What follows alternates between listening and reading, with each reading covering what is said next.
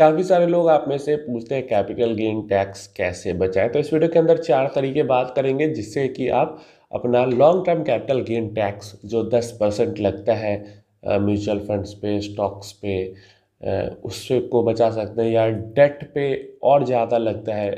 Equity की जगह date की बात करते हैं तो लॉन्ग टर्म गेन जो है वो और ज़्यादा लग जाता है हमें यहाँ पे। तो उन 4 तरीकों की बात करते हैं।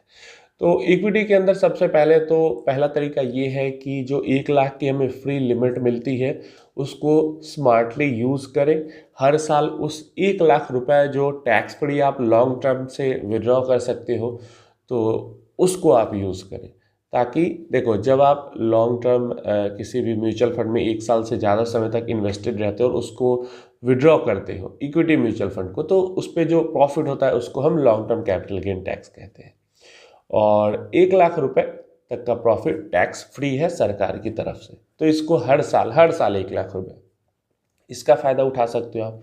दूसरा तरीका है कि बेटर प्रोडक्ट को आप चूज़ कर सकते हो। मतलब हैवी डेट में आपने इन्वेस्टमेंट कर रखी है तो आप थोड़ा सा डेट से इक्विटी की तरफ मूव करने की कोशिश करें, या फिर ऐसे प्रोडक्ट सेलेक्ट करें जहां पे डेट में भी इन्वेस्टमेंट, कुछ टाइप के हाइब्रिड प्रोडक्ट्स हैं या फिर सेविंग स्कीम्स हैं कुछ टाइप के जो डेट के अंदर इन्वेस्टमेंट तो करती है लेकिन उनका टैक्स ट्रीटमेंट इक्विटी की तरह होता है। तो ऐसे प्रोडक्ट्स पे आपको इन्वेस्टमेंट करना चाहिए जहां से आपका डेट इन्वेस्टमेंट भी हो जाए लेकिन टैक्स आपका डेट की तरह नहीं, इक्विटी की तरह लगे, क्योंकि इक्विटी पे जो लॉन्ग टर्म गेन टैक्स है वो कम है और डेट पे लॉन्ग टर्म गेन टैक्स ज़्यादा है। ये 2 तरीके हैं, सिंपल तरीका है। इसके बाद section 54F for home construction या फिर होम परचेज, हाउस परचेज। देखो, इसके अंदर क्या होता है कि आपने जो अपना स्टॉक या म्यूचुअल फंड सेल किया है उस पैसे का इस्तेमाल अगर आप करते हो घर खरीदने में या घर के कंस्ट्रक्शन को करने में, मतलब घर को बनवाने में, तो वो पैसा आपका टैक्स फ्री हो जाता है सेक्शन 54F के अंदर में। और ये जो टाइमिंग है इसके अंदर टाइमिंग भी है कि 1 साल पहले, मतलब आपने जो स्टॉक या म्यूचुअल फंड सेल किया है उससे 1 साल पहले से लेकर 2 साल बाद तक का टाइमिंग होता है। ये 3 साल का टाइम होता है। इसके अंदर में आपने अगर हाउस इन्वेस्टमेंट किया है, कंस्ट्रक्शन करने में या परचेज करने में इन्वेस्टमेंट किया है, लॉन्ग टर्म कैपिटल गेन का पैसा वहाँ पे माफ़ हो जाता है, मतलब उसमें से निकाल के अगर किया है तो। एक टैक्स बचाने का एक और तरीका है कि आप जो long term capital gain tax है उसको आप सेट ऑफ कर सकते हो short term and long term दोनों ही गेन्स के साथ या लॉस के साथ।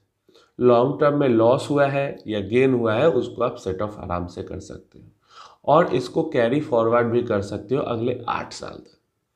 तो मान लो इस साल अगर मेरा शॉर्ट टर्म में कुछ लॉस हो गया है या लॉन्ग टर्म ही कुछ लॉस हुआ है, कुछ लॉन्ग टर्म बुकिंग करी है जिसमें लॉस बुक करना पड़ गया, तो ऐसे में अगर कुछ प्रॉफिट्स में है, मेरा कुछ लॉन्ग टर्म इन्वेस्टमेंट प्रॉफिट में है, तो उसको सेल करके, ठीक है सेल नहीं करना है फिर भी सेल कर लेंगे जिससे वो रियलाइज हो जाएगा प्रॉफिट, एंड देन वापस से उसको बाई कर लेंगे।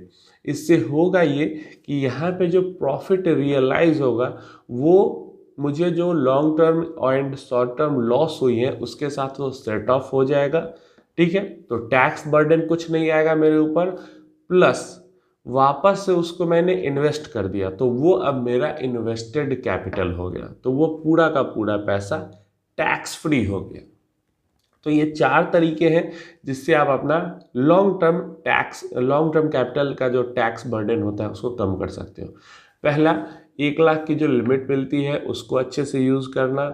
दूसरा, बेटर प्रोडक्ट चूज़ करना, डेट की जगह इक्विटी या ऐसे प्रोडक्ट जहाँ पे डेट में इन्वेस्टमेंट हो जाए लेकिन टैक्स ट्रीटमेंट इक्विटी की तरह हो, ये बहुत बढ़िया चीज़ है।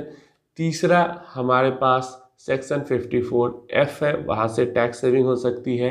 एंड चौथा, रियलाइज़ करना प्रॉफिट्स को एंड उसको सेट ऑफ करना लॉस के अगेंस्ट में। ये 4 तरीके हैं जहाँ से बेहतरीन तरीके से आप आसानी से long term capital gain tax save कर सकते हैं।